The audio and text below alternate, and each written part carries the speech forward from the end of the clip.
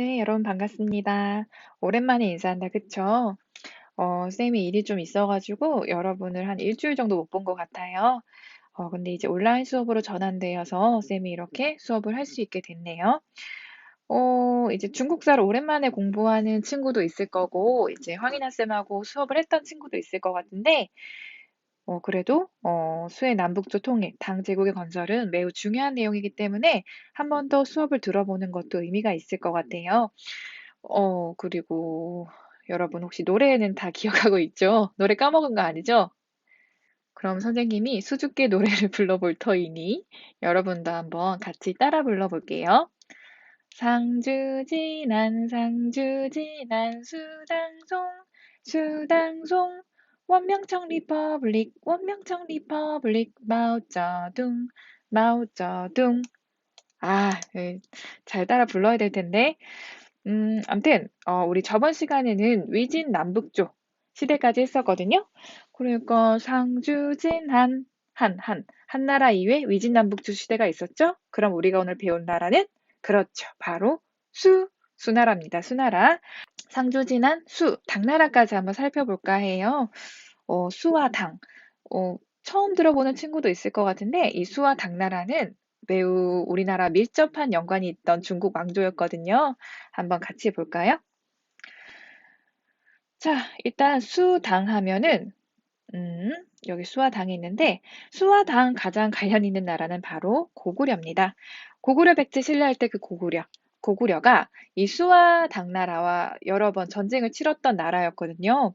이 고구려는 수와 당의 침입을 매우 열심히 그리고 잘 막아냈던 나라이기도 했습니다. 굉장히 자랑스러운 우리의 역사입니다. 고구려. 그리고 수와 당 하면 또 떠오르는 게 바로 대운하라는 게 있어요. 운하는 강을 강의 물길을 바꿔서 사람이나 짐을 나를 수 있게 만들어진 물길이거든요. 이것도 이따 교과서 한번 읽어보면 선생님이 뜻풀이를 해놨을 거예요. 참고해 주시고 이따 수업할 때도 다시 설명을 하겠습니다. 그리고 여기 지금 우리 한자는 쌤이 말했잖아요. 바로 한나라 때 지금의 우리 한자의 기틀이 만들어졌다고. 근데 특히 당나라식에 이르면 중국의 한자가 중국 그리고 일본으로 퍼져서 이제 그 당시에 우리나라도 한자를 쓰게 되고 일본도 한자를 쓰게 되면서 어느 정도 세 개의 나라가 비슷한 문화를 가지는 동아시아 문화권이라는 게 형성됩니다. 이것도 바로 수와 당 그리고 관련 있는 내용입니다. 그러면은 우리 원래 했듯이 잠깐 컴퓨터 멈추고 10분 정도 교과서를 스스로 읽어보는 시간을 가지도록 할게요. 교과서는 53과 54페이지까지 나가도록 하겠습니다. 지금부터 교과서 10분 동안 읽고 그리고 낯설어 통해서 자신이 모르는 단어를 체크하고 그리고 시간이 남는 친구는 초성 퀴즈를 풀거나 아니면은 다시 한번 교과서를 읽어보는 것도 굉장히 괜찮을 것 같아요. 선생님이 늘 강조했죠? 지금부터 시작하는 이 10분이 여러분의 1시간을 좌우하는 시간입니다. 자, 지금부터 교과서 한번 읽어보세요. 자, 교과서 다 읽었죠? 자, 그러면은 선생님이 수업을 한번 해보도록 할게요. 귀 쫑긋하고 잘 들어주시기 바랍니다. 일단 수나라의 내용이 교과서 53페이지에 나와 있어요. 남북조를 통일하다. 요 내용 한번 보도록 할게요. 자, 위진남북조의 오랜 혼란을 통일했던 사람은 바로 수나라를 세웠던 문제라는 사람입니다. 문제. 이 문제는 북조의 마지막 왕조였던 북주라는 나라가 있었거든요. 거기에 장군 출신입니다. 네? 북주? 헷갈리죠? 교과서 50페이지에 위진 남북조 시대의 변천 표를 보면은 거기 표에 밑에 남북조 시대 노란색 박스 보인다, 그쵸? 거기 보면은 북주라는 나라가 있었어요. 이 북주의 장군 출신입니다, 장군. 그러니까 원래 황제였던 사람이 아니라 장군이었는데 결국 중국 대륙을 통일하고 수나라를 세웠던 거죠. 이런 인물이 황제가 되었으니까 귀족들이 고분고분 말을 듣지 않았겠다, 그쵸? 당시에는 아무래도 가문이 낮은 무사 출신들이 많았거든요. 그래서 이 귀족들은 새로운 황제를 무시하고 말도 잘 안 들었대요. 그러니까 되게 문제로서는 불쾌할 수 있는 상황이다, 그쵸? 하지만 수나라 문제도 결코 호락호락한 사람은 아니었던 것 같아요. 그는 귀족들의 힘을 누르고 황제의 권력을 높이기 위해 바로 이 과거제라는 것을 실시하게 됩니다. 과거제. 그러면은 여러분 과거제란 말 들어본 적 있죠? 보통 시험을 쳐서 관리를 임용하는 걸 과거제라는 표현을 썼는데요. 그러면은 과거제 이전에는 관리들을 어떻게 뽑았냐? 바로 추천제였습니다. 추천제. 그러면은 추천제라는 것은 추천을 받아서 관리가 된다는 건데 누가 서로를 추천했을까요? 바로 귀족들입니다. 귀족의 자식들은 원래 놀고 먹으면서도 나이가 차면 고위 관직에 오를 수 있었던 게 바로 추천제도 덕분이었거든요. 이 추천제를 없애버리고 이제 신분 그리고 가문을 가리지 않고 오직 능력에 따라 즉 시험에 합격해야만 관리가 되는 과거제를 실시한 거죠. 이 과거제는 수백 년간 관직을 독점해온 귀족들한테 치명타일 수밖에 없었고, 이 과거제로 인해 문제는 귀족의 힘을 누르고 황제권을 강화할 수 있었습니다. 이해 가나요? 과거제도 굉장히 중요합니다. 기억해 둡시다. 자, 수문제는 거기서 멈추지 않고 지난 360년간 달리 살아온 두 체제, 남북조 체제를 하나로 묶기 위해서 토지, 세금, 그리고 군사 제도를 정비하는 데 힘을 기울였습니다. 여기 그림 보면은 이렇게 나와 있다. 그쵸? 이 사람이 황제네요. 황제고 이 사람이 바로 관리입니다. 관리. 황제 명령을 받는 관리입니다. 관리가 이렇게 말을 해요. 자, 다들 땅을 받고 농사를 짓게. 그리고 세금도 내게라.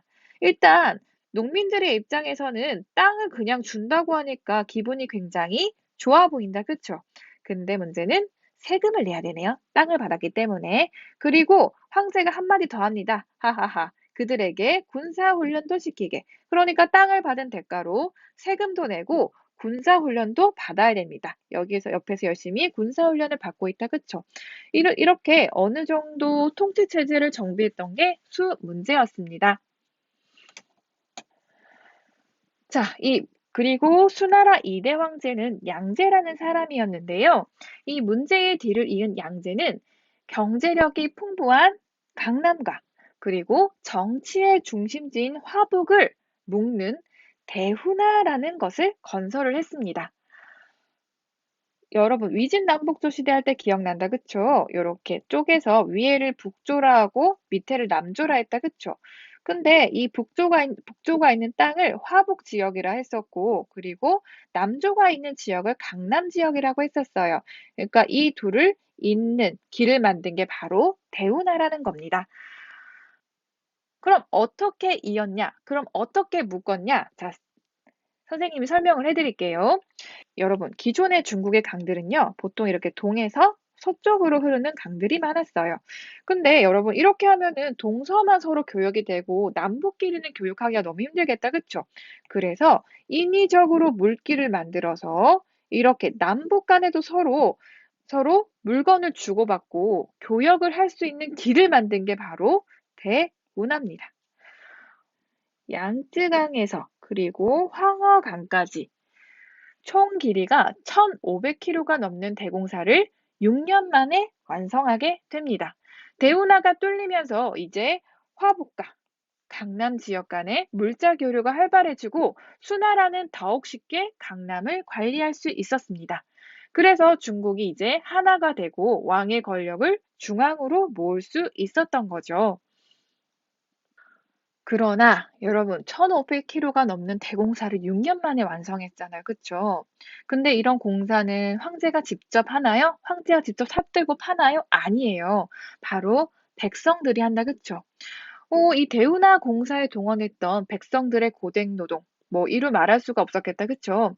그래서 이 노동에 끌려가기 싫어서 도망치거나 아니면 공사 중에 죽는 자가 헤아릴 수 없을 만큼 많았다고 합니다. 게다가 양제는요, 이런 대규모 공사뿐만 아니라 당시에 고구려를 굉장히 자주 침입을 했었어요. 그러니까 전쟁을 일으켰던 거죠. 수양제는 무려 4번이나 고구려를 침입했었거든요. 그 이유가 있어요. 바로 수에게는 동북아시아 강대국으로 떠오르고 있었던 고구려가 굉장히 커다란 위협으로 느껴졌던 거죠. 바로 이쪽에 고구려가 있는 거죠. 그러니까 중국 입장에서는 오른쪽에 바로 국경 지역에 고구려랑 큰 강대국이 있으니까 굉장히 불안했나 봐요. 그래서 둘 사이의 충돌은 피할 수가 없었어요. 하지만 우리는 결과를 알고 있다, 그쵸? 혹시 살수대첩 들어본 적 있나요? 을지문덕 장군. 우리 고구려가 수나라로부터 대승, 아주 큰 승리를 거두게 됩니다. 결국 이 고구려는 수나라의 침입을 모두 물리치죠. 그러다 보니까 이제 백성들과 지방 세력들은 점차 불만을 가지기 시작했습니다. 대규모 토목공사. 이것 때문에 백성들이 굉장히 힘들어했는데 고구려도 계속 침입을 했잖아요. 옆 나라로 전쟁을 가는 거라고 하지만 일단 전쟁을 치러했기 때문에 수많은 백성들이 전쟁터에 끌려가게 되는 거예요. 그러다 보니까 불만이 쌓일 수밖에 없었겠다. 그쵸? 결국 각지에서 반란이 일어났고 수는 통일한 지 딱 29년 만에 멸망하게 됩니다. 우리 앞서 배웠던 진나라, 만리장성 등등 굉장히 대규모 공사를 벌이다 15년 만에 멸망했던 거랑 비슷하다, 그쵸?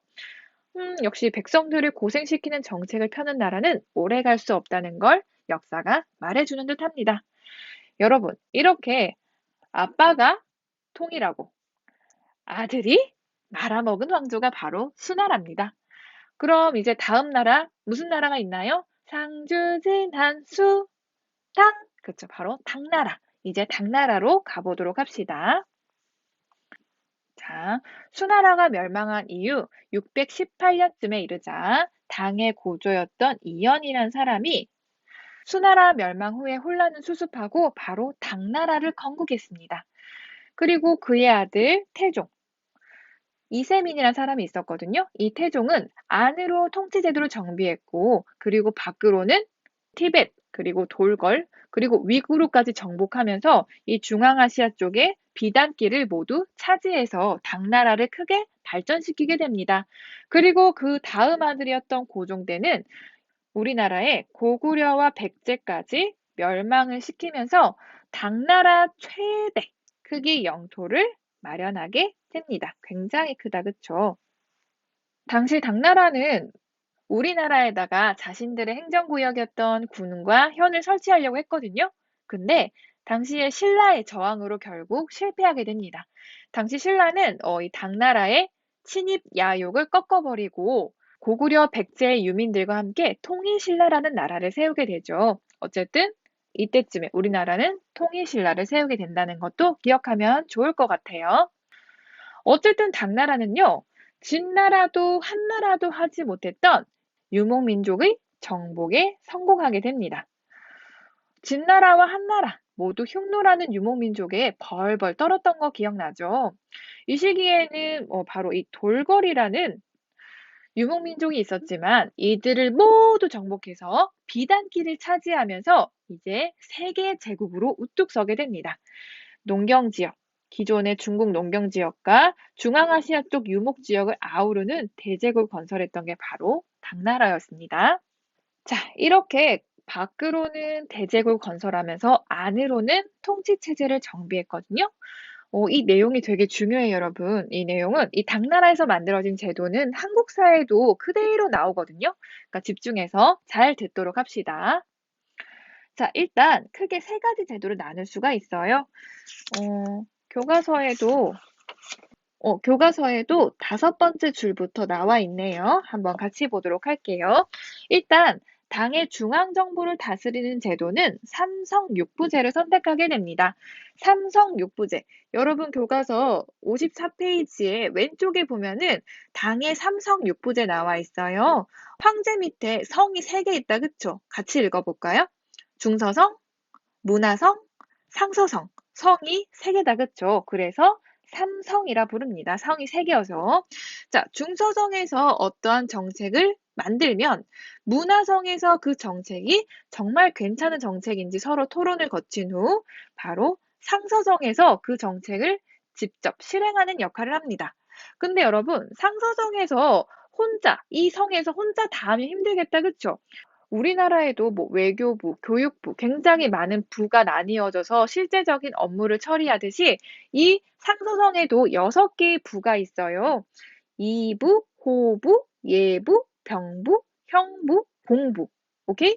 그래서 6개의 부다 해서 6부라고 부릅니다.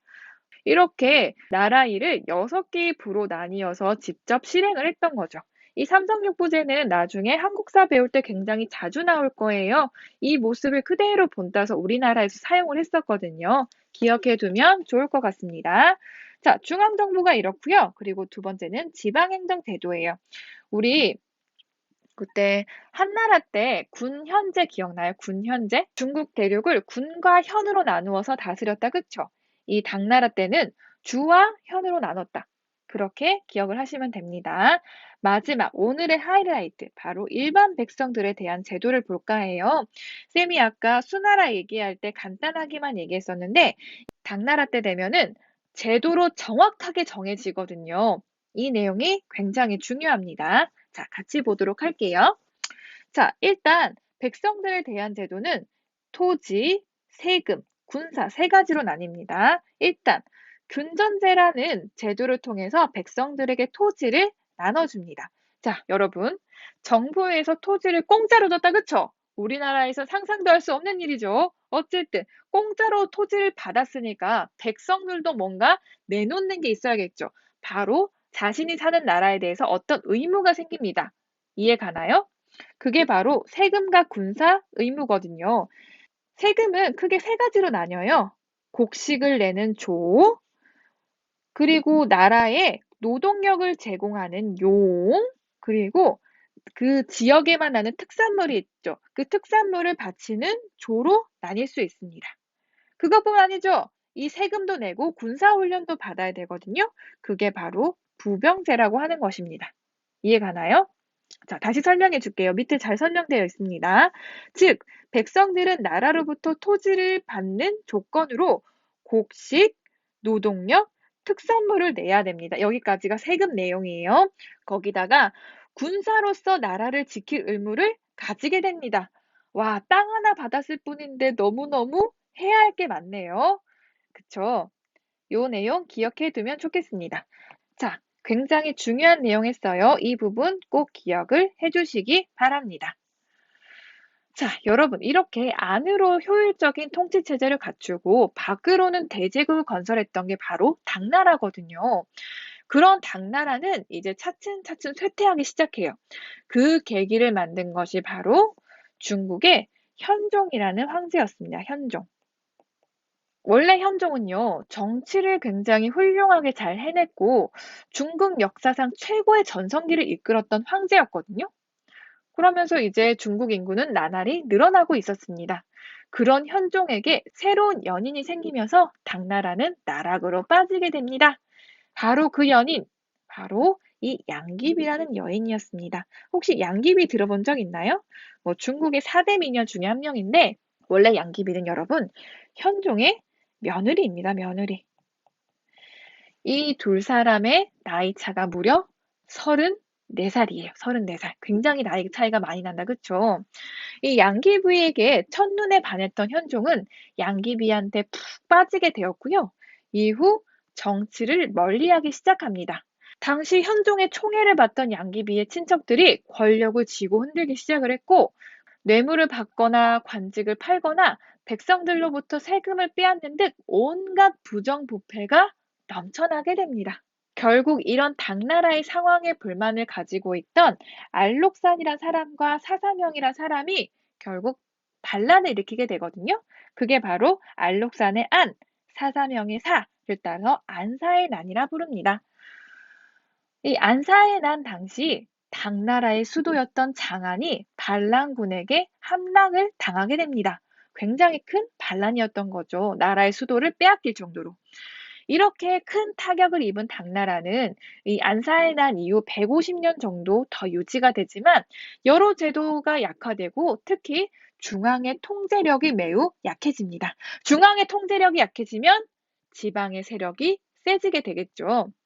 이 당시에 바로 환관. 환관은 우리나라 내시 같은 그 관리들이거든요. 이 환관과 그리고 중국 국경을 지키던 바로 절도사의 세력이 굉장히 강해지게 됩니다.